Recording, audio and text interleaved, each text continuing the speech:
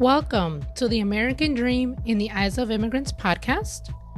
I am your host, Heidy De La Cruz, and I am on the mission to change the narrative of immigration, one immigrant story at a time.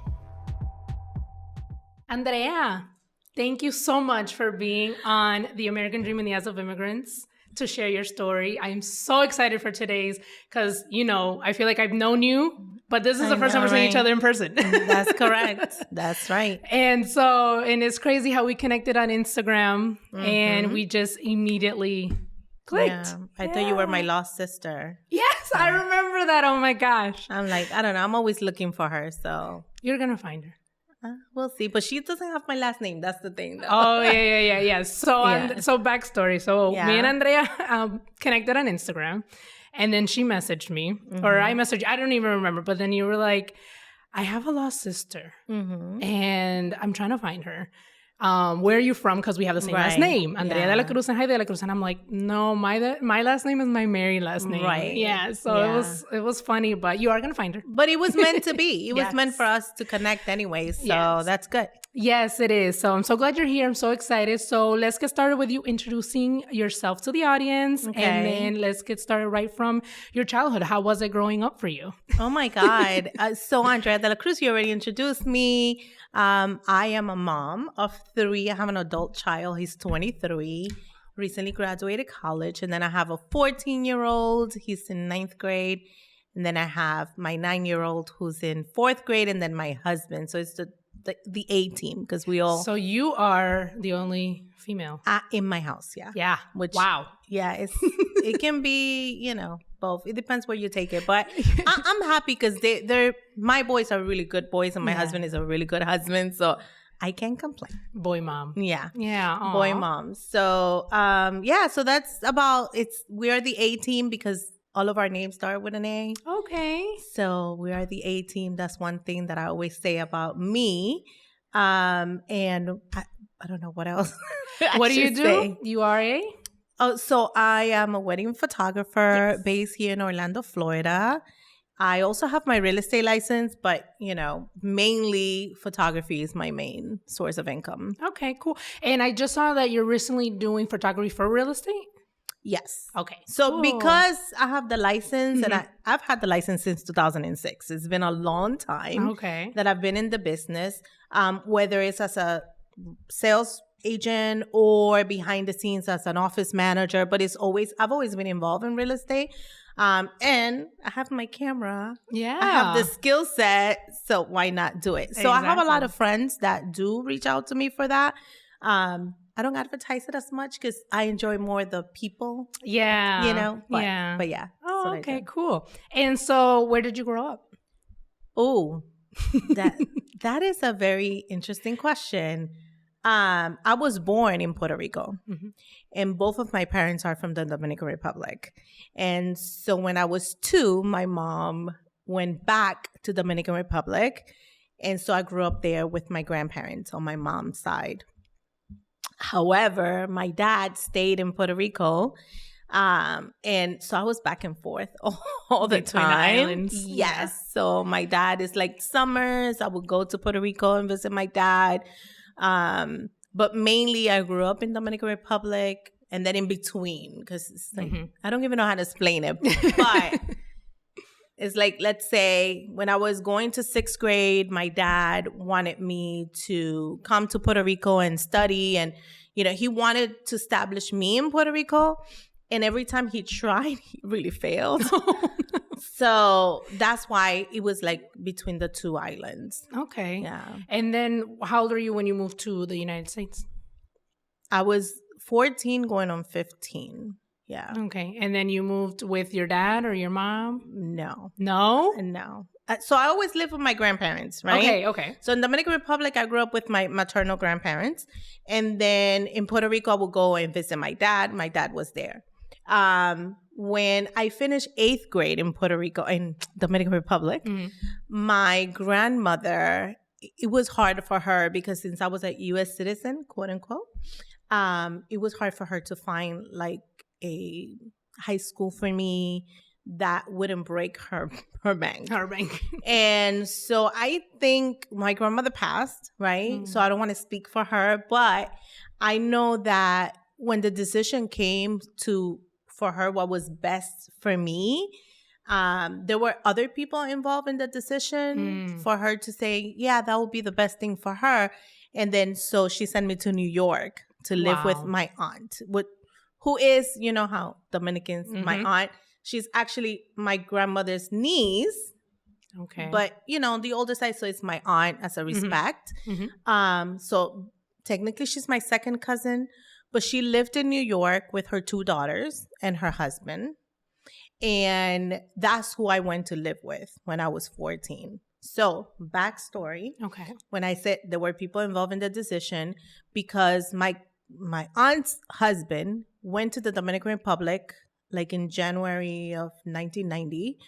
And he was the one that brought it up to my grandmother's attention, like, hey, you know, he had his 2 daughters, which are my 2 cousins, my best friends. Donde comen dos, comen tres, right? That's what he said. And so I think he was the one that ignited that in her. Yeah. And so, move forward to May, he passed away. Oh. So when my grandmother went back to the Dominican Republic to bury him, I think the conversation came back. And so now in May, you're almost finishing school. Let's make it happen. I think this is something that he really wanted. And so I ended up in New York. Oh, my goodness. Yes. How did you feel? Like you're 14 and these people are making this life-changing decision for you. I think the best part for me, I was looking forward to be with my cousins, you know, because even though they lived in New York when we were little, we grew up together. Like I have pictures when we were really little.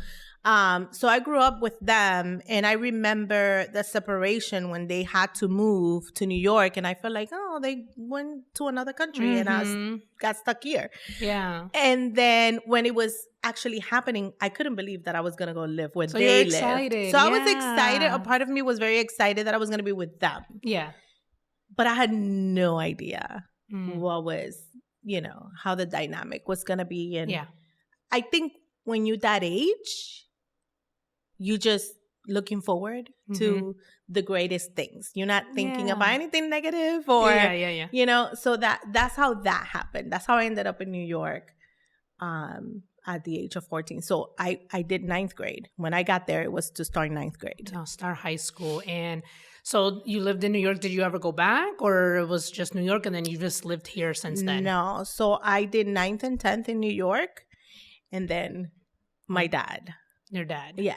He hated New York for some reason. And he didn't want any of his kids living in New York.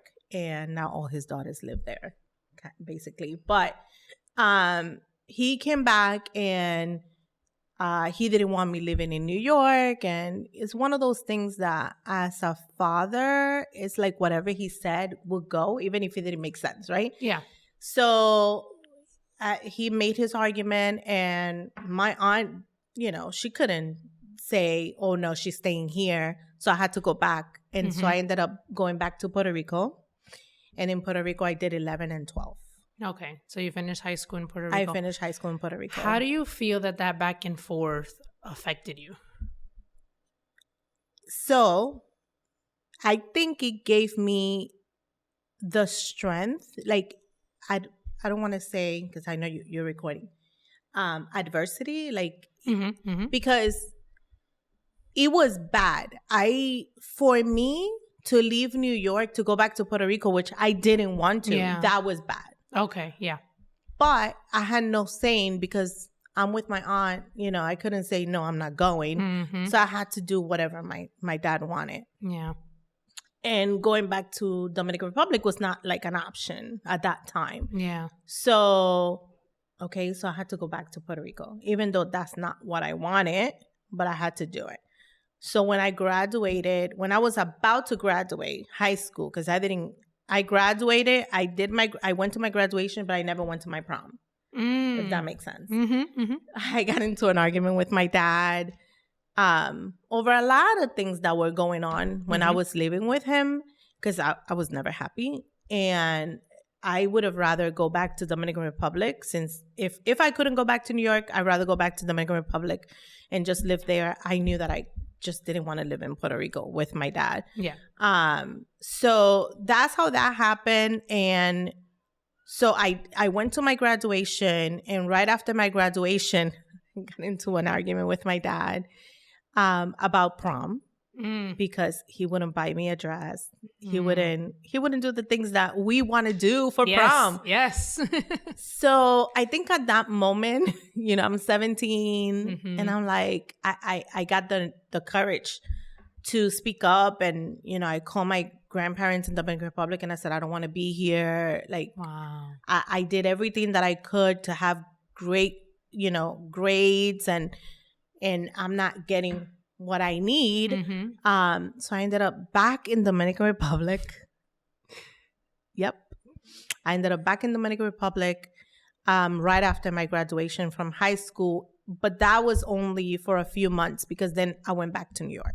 Okay. So shortly after moving to the Republic, you went back to New York, and then is that when you... And that's it. That's it. That's it. Because now... I turned 18 and you couldn't tell me anything. I was very determined. In our culture, people want to dictate what you're going to be or what you're going to do, right? And not just your parents. It's the whole society, family. Yeah. It's a cultural thing. Yes. And so I was determined, no, I'm going to go back to New York. I'm going to continue learning English because I was disrupted, right? Yeah. I'm going to continue learning English. I'm going to go to college and I'm going to get a degree. Yeah. And that's where I'm going to live.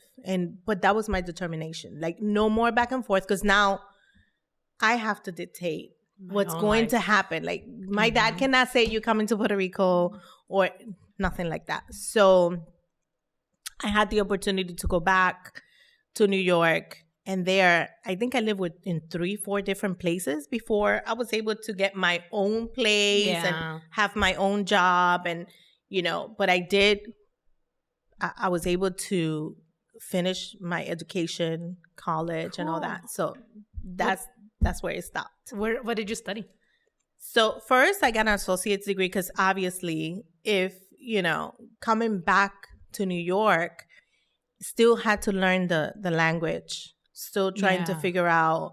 I think the first shocker going back was that in my mind, I'm going to go to college right away. And then it's like, oh, well, you're an out-of-state student, so you don't qualify for financial aid. Okay, how I'm going to pay for college? Oh, my gosh, yeah. Yeah. So I took a job at Burger King. Okay. I had to do a year. So I read, I was very involved in church. I started working. So when the year came up, I was able to get, the youth pastor to give me a letter that I was emancipated. Is that what you call it? Like, at 19, I was living alone, so that I can qualify for financial aid. And not need your parents' income and stuff. Exactly. Yep.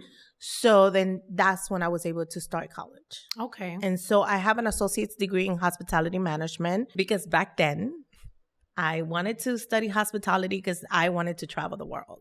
And and I was like, I'm going to study hospitality. And so that's what I did. And then that I finished my associates for 2 years. I worked in the hospitality industry at Marriott, but then that wasn't really what you making it for me. Right. Yeah. And I was like, but the number one thing is that where I was working, every time I wanted to apply for a better position, it said that it required a bachelor's degree. And here I am, I have an associate. Yeah. And so I went back to school. Yeah. Got my bachelor's, continued working. And then eventually later on in life, I got my master's degree. So I have a master's. So I have 3. Okay. Yeah. So my master's is in human resources. Okay. My bachelor's is in business management. Okay. And then my hospitality degree. I love that. Okay, Miss Educated. Yeah. Yeah. I think because of everything that happened to me with the back and forth and being here, being there, and being on my own, education was the only way out for me. That's how I saw it. That's how I saw it. Like, especially working, if you want to move up, you need a bachelor's degree. Yeah. If you want to move further, you need a master's degree. I don't think that way anymore, though. It's different. Okay. I don't think that way anymore, but those were my circumstances, and I had to go with what I had. Yeah. No, it's very different. But I do remember, even when I was younger, you would hear, like, that's what you had to do. Go to college to get a degree, to get a good paying job, because it was required. Right. But now you can make money out of TikTok and Instagram. Oh, yeah. No, it's a whole different world now. I always say, college? If this was happening when I was in my 20s, yes, I would be a millionaire. Yes. But no. I was thinking about that. I was like, are people really still going to college like the way that they used to anymore? Because they are. There's a lot of people, and especially because I come from higher education. I've worked in higher education. There's a lot of people still going to college. Good. And because I work in career services as well, believe it or not, it's not like before. Like now we have college students graduating and coming out of college making $100,000 a year, which before that was unheard of. Okay, yeah. Yeah. So it depends, the kind of, not just your degree, but who you associate yourself with while you're in school, your network, using your career services, getting that resume, getting polished. And there's a lot of companies, big companies, that they have a whole department, which is just university relations, where they send recruiters just to recruit for that specific university. So they're getting, it's called early career. So they're getting the students out of school as soon as they graduate and getting them jobs. Yeah, that's awesome that people are still going to college, because yes, you can make, you can have your own business and be an influencer and make money online and everything without a college degree. But I still think education is important. Yeah. I'm a firm believer. I mean, I know college is not for everybody, but just as long as you're staying educated some way, somehow, because I feel like, education is very important. And that's something that, no one can take away from you. Like, exactly. No one can take and for me, education gave me I'm a confident person. Don't get me wrong. Since I was a little girl. Yeah. But with my circumstances of being alone and how I'm going to do this and what's next, and education gave me that confidence that I can talk to anybody, and I have a master's degree. Like I can talk to Obama if I want to. Yeah, I don't know. Of course you can. I do want to say that we are part of the 4% of Latinas with master's degree. With a master's degree. Hey. It's yes, it's a huge celebration, but the number is very low. Yeah, so 4% is low. Yeah, I know. It's like they say there's a 1% of PhDs Latinas, I think, right? Yeah. There was a time that I thought about going for my doctor's degree, especially when I was working at the university in Miami, and I could have done it for free if I wanted to, but I just feel that it was a lot, yeah. And having the kids and working full time, I was just like, maybe a master's is okay. Like, it's okay. I've thought about it too, but I think I'm gonna hold off on it just because I'm building everything right now. So it's like, but yes, 4% we're part of the 4% of Latinas with master's degree. So we definitely need more Latinas with master's degree people, more representation. So you talked about the first culture shock that you experienced here in the United States, and that was like with the whole college thing. Was there anything else that like that you experienced that like really like impacted you, like culture wise, or that you can think of? Yeah, of course. Well, in Dominican Republic, where I grew up, you're either rich or poor. That's how I grew up. Yeah. I don't know about other people, but it's like I come from a neighborhood, the hood. Yes. Kind of, which I didn't know until I moved to New York. Yeah. Right? Yeah. But I do remember even when I started 9th grade. Mm-hmm. So I went to a private school in Dominican Republic. It was a nun. Oh, Catholic? It was a Catholic school with all nuns. All girls. All girls. Yep. Uniform. Mm-hmm. Uniform. I love it. So that's from kindergarten to 8th grade. That's all I knew. Okay. So now you're taking me 9th grade. Oh, I can see where this is going. To New York City to a public school. Yeah. So that was shocking. I'm in a school with boys and girls. Yes. So it's like, I didn't even know how to act because, like, I feel that the way the nuns raise us is like, you can talk to the boys. Yeah, yeah. Right? Yes. So, so I think that was the first culture shock. And being with a mix of people from everywhere. In 9th grade, my class, we had a few Dominicans, but we had people from Honduras, Ecuador, Mexico. What? Yeah. I never had to interact with anyone from so many different cultures. And I remember the guy from Honduras, I'll never forget. He was like from a tribe in Honduras. So he spoke like a dialect and, so that just learning the different cultures. Learning a lot. Yeah. And it also, I don't know, it validated a lot of things because now I'm in this classroom with kids from Dominican Republic that were from probably a better neighborhood than where I was. Oh, okay, yeah. But now we're together because that wouldn't happen in Dominican Republic. In DR, nope, yeah.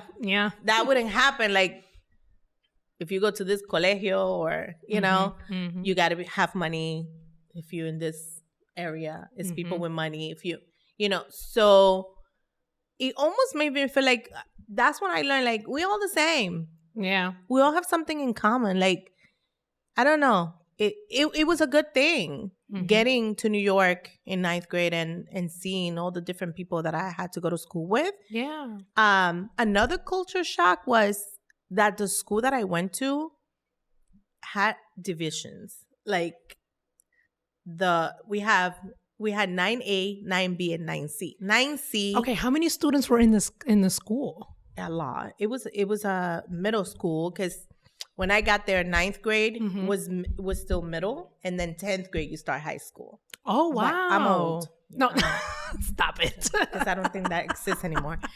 But when I got to 9th grade, that was a middle school. Okay. It ended in 9th grade. You graduate, you go to 10th grade. That's high school. Okay. So that was Booker T. Washington, and it's still there. The school's still there, and it's in like Midtown New York because it's 107th around there in Manhattan. Okay. So I went to that school, and 9C was where all the Hispanics were. Hi, Heidi here. Thank you so much for listening and supporting my podcast, but most importantly, the mission. If you would like to further support this podcast, there are a few ways you can do that. You can sign up for the newsletter.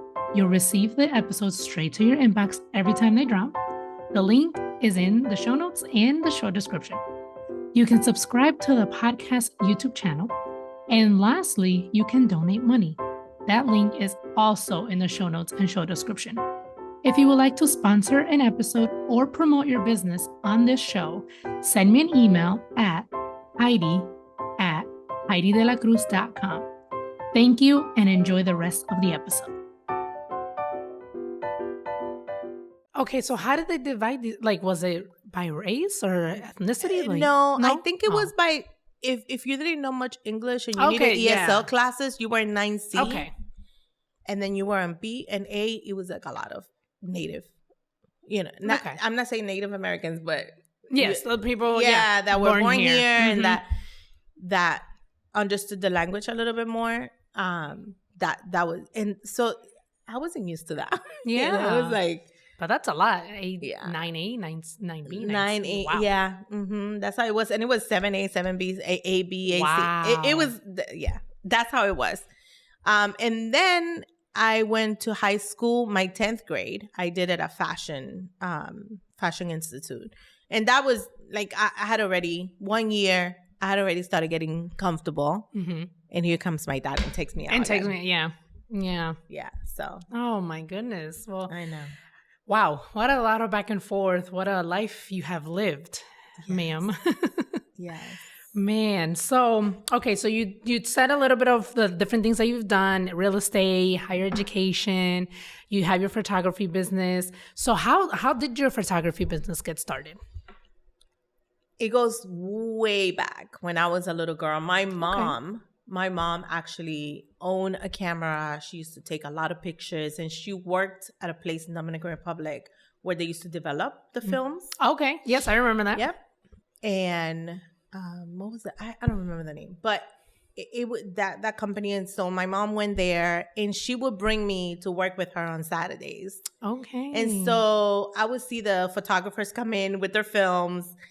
She taught me how to put the film in the machine. Like they had the dark studio, but they also had the very elaborated machines where you put the film and then you start taking it out and it's in dark, and then you process it through the machine and the pictures come out. Nice. Okay. So I learned that.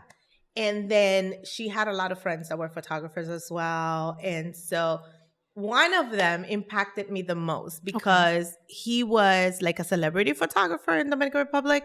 So, and my dad was in the music industry. So it was like, oh, maybe this is something that I could do, right? Yeah. But with the whole back and forth, you gotta swim or sink, right? So seeing my mom, like she would photograph like neighborhood weddings, you know, back then people would get married in their living room and they got the cake. So I remember that. And I always loved it. And she gave me my first camera when I was 9. She gave me like a 35 millimeter, and I would bring it everywhere. And I have pictures that I took when I was in 5th grade, 6th grade, like you name it. I've been taking pictures that long. Moving forward, living, you know, getting as an adult, I always used to buy cameras, like whether this Sony, that. I was always buying something. Yeah. Or what the latest, not the latest because maybe I couldn't afford it. Yeah. But I was always buying a camera, and I was always taking pictures everywhere I went. If you didn't like pictures, you would run away from me. Because you were just basically taking pictures. Yeah. Like I told you, I was very involved in church. So in church in New York, we used to attend a lot of summer trips. There go my camera. Taking pictures. I have tons of pictures, like prints, because before we used to print. Now everything it's... Yep, now it's all digital. Yes, we used to print. Yeah, and so that's my passion. That's my love, right? Yeah. And so when I started working at the university that I tell you in Miami, I remember one of my coworkers, she was pregnant, and she was planning her baby shower. And I'm like, oh, you're having a baby shower? Do you have a photographer? She's like, no, why would I need a photographer? I was like, don't you want to document your baby shower? She's like, no. I was like, okay, well, I have a camera. You invited me. I'll come and I'll do your pictures, right? Yeah, because we were coworkers. She's like, oh, okay, sure, no problem. And I think she said it very nonchalant, right? And then I come in, and I remember I had my light and I had my tripod, and you know, I came like not a whole production, but I came prepared to take beautiful pictures of her baby shower. And she loved the pictures. And then she has a very entrepreneurial spirit and mindset that I didn't have. Like I was just taking pictures for fun. My hobby. Yeah, it was my hobby. And she started drilling into me. You can make this a business. You can make this a business. And she started showing me other photographers in the area. And she started talking to me about pricing. And as a matter of fact, her and I started the company together with E&A Photography, something like that. Because her name is Ellery, and I'm Andrea. So E&A Photography. And we just to me, was very nonchalant. Like, if it sticks, it sticks. If it doesn't. Yeah. But she was very adamant that it would happen. Yeah. And so we started together, and all of a sudden we started getting requests for photos, you know? And I'm like, oh, okay. But when we started getting busy, she had small children. Oh, yes. Okay. And she couldn't scale to, you know, like she couldn't be out there the way I could. Yeah, of course. And so then I was like, well, I love this. And the way that I thought about it was like, if I'm going to create this business, I want to make a business where everybody's included. And like right now, my business is Andrea De La Cruz Photography. But when I started it, after leaving, you know, the association with her, I name it In Common Photography because I feel that we all have something in common, right? Okay. And I wanted to have that business where we can have videographers and other photographers join and make it a community. Yeah. And so that's what I had the whole time that I lived in Miami. It was In Common Photography.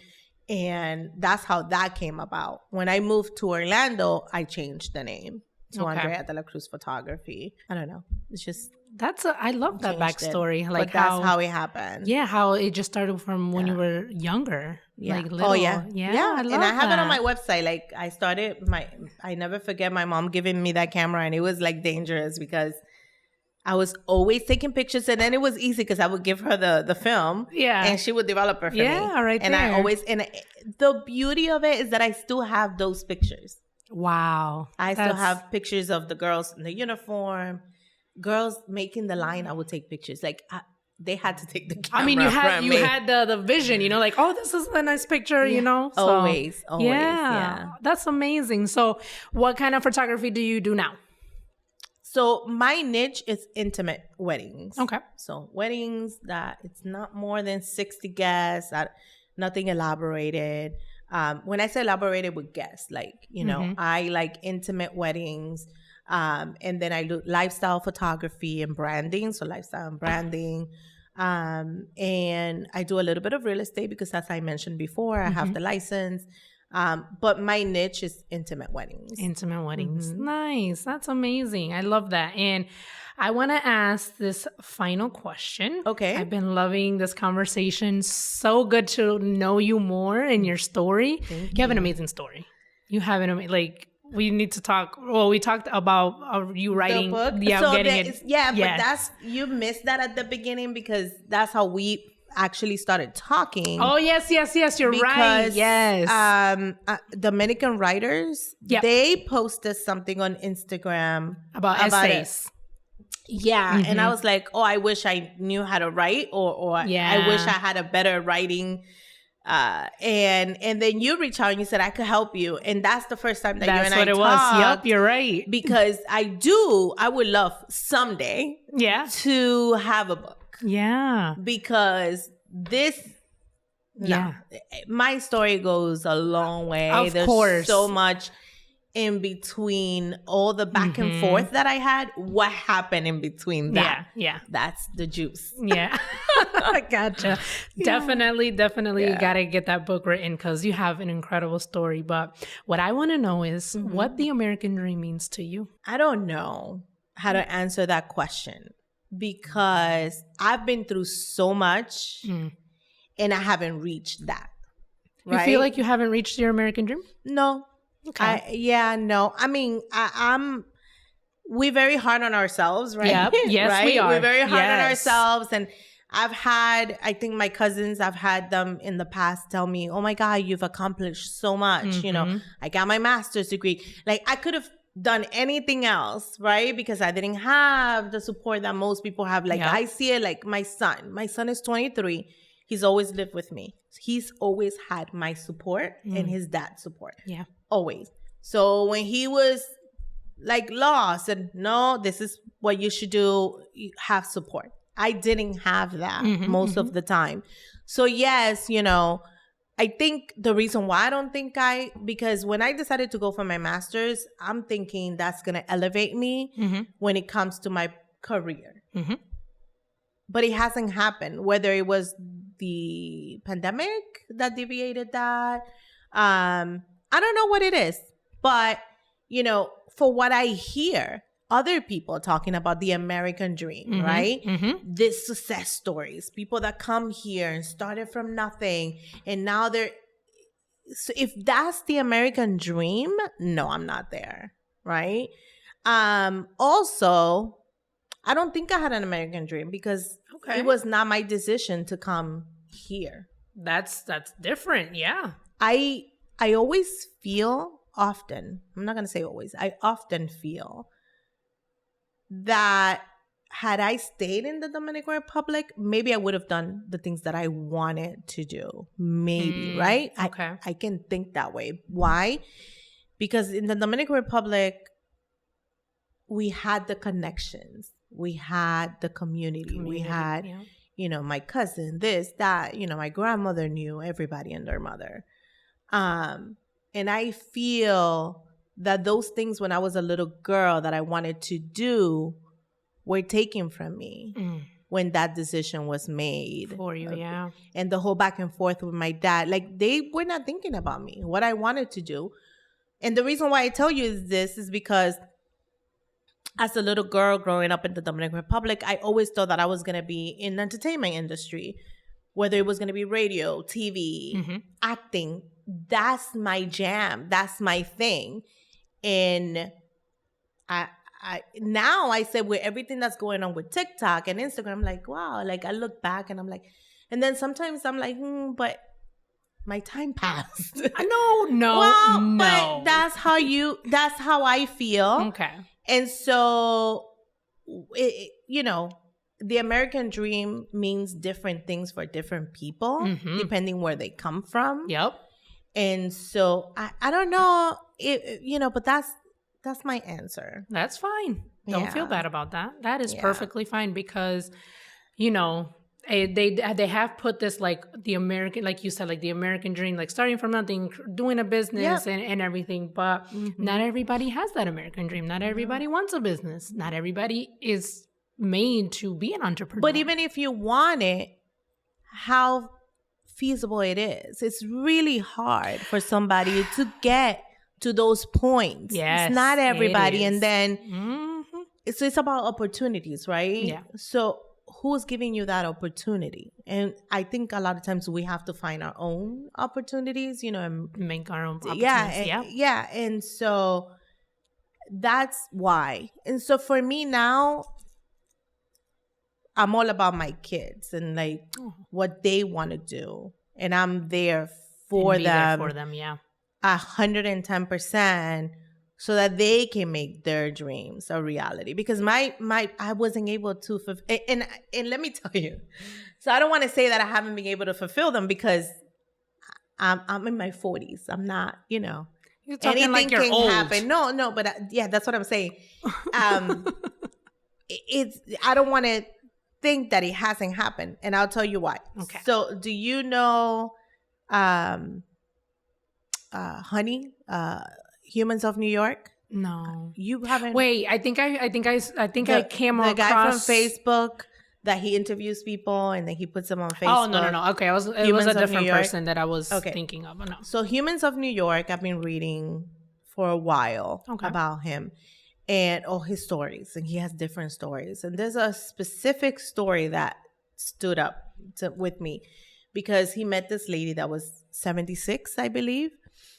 And man, if you think I have a story, that lady has a story. And I read through the whole story, and she had all these dreams that didn't happen for her. And she met that guy that day. And at 76, those dreams became a reality. So I want to tell you. Yeah. I wanted to tell you earlier. I don't want to wait till 76 though. No. Don't wait till 76. But I wanted to tell you earlier that like as long as you have breath and you're on this earth, there's still time. Yeah. There's still time to do anything that you want to do. There's still time. So you're not old. So don't say I haven't really I can do it through my kids. But what if that's not their dream? They have their own dream. No, but I'm saying I can live it through them. Like my son, speaking of entertainment, his degree is in film. Yeah. You mentioned that to me before, yeah. I'm like, I don't know. But we'll can do what you want to do. Let's see. Just want to tell you that. And I also wanted to tell you that because of everything that you went through and everything that you have accomplished and where you are now, you should be very proud of yourself. Thank you. Very proud of yourself. And I do see you as a very successful person, a very successful immigrant, a very successful businesswoman, a very successful wife, and a very successful mom. Thank you. Because you have, beautiful family. You have a supportive, loving husband. Yep. That not everybody has that, I know. And, should be very proud because a lot of people can look at your story or could have gone through what you went through and could have just stayed stuck at like, oh, this is what happened to me. You did everything you did without support, like you said. That was you. Yeah. So you should be very proud of yourself. Thank you. Thank you. You're welcome. So how can people connect with you before I wrap this up? Oh, I'm on Instagram, Andrea De La Cruz Photography. And my website is andreadelacruz.com. Okay. And yeah, those are the two main, because they can find me. If you go to my website, you'll find my Instagram and vice versa. Perfect. And I will include your links in the show notes. And any last words for today? I'm excited. I'm so glad we met. And I know everything happens for a reason. So that book is coming. Yes. Stay tuned. Yes. I don't know. Like I told you, I don't know how we're going to get it started. If it's essays, whatever. Yeah. But I'm excited. I'm happy for you that you are building this for, for you. Been hard. Something that everything, like I said, is hard. It is. And I think once we get over the hardness and we accomplish the things that we want, then it's like, smooth sailing after that. Yeah. But the building. But yeah, exactly. Yeah. And I see you, I follow you a lot. So I see you, asking around, like, if anybody has this, if anybody has that. So, you putting in the work. And so I thank you for inviting me here as well. I'm pretty sure we're going to continue working together. Oh, yeah, of course, for sure. I feel like we're friends. Like, like you're stuck with me. Yeah, we're cousins. No, what you said reminded me of what my husband actually told me yesterday. Okay. Because honestly, this week was rough for me. It was a rough emotional week for me. But yesterday I had a call with a potential client. Mm-hmm. And so we had a call and I explained everything about he wants to launch a podcast. And so I was talking to him about that. And then at the end of the call, like I felt like the same way that I feel after I finish an interview, like such a high. Like I feel good and energized. And my husband told me, he was like, you see, this is confirmation that you're doing what you're supposed to be doing, because you do want to feel good after after you're done. You don't want to feel drained. Like, oh man, that sucked up my energy. Correct. But it's the opposite for me. It's like, oh my gosh, like let's keep going, So, what's the next caller? Yes. What's the next? Yes, exactly. What's the next guest? What's the next? Yes. So I was like, man, that is true. Like, because sometimes after work, it's drained, right? Yeah. But after I finish an interview, after I finish speaking with a potential, I'm like such a high. Yeah. And I love it. I love this. Well, eventually, I know that this will be what you ended up doing. So it's like, I know for me, I recently stopped working the full 9 to 5, the full-time job, 9 to 5. It was just not for me. Yeah. It was draining me. Like you said, it was draining me. It was giving me anxiety. It was too much because you're doing something because you got to pay the bills. Yeah. You're not doing that because they always say, what would you do that you would even do for free if you have to, right? Yeah. For me, it's photography. Mm-hmm. I would do it for free. I've done it for free for a long time. I volunteer my photography services anywhere I can. So you building your podcast, this is your thing. Mm-hmm. Eventually, this is going to be your main thing. Amen. And the same thing for me for my photography. Amen. Yes, I love that. Thank you, Andrea, so much for coming on and sharing your incredible story. I feel like I love that I know you more and better. And just thank you so much for sharing. Thank you.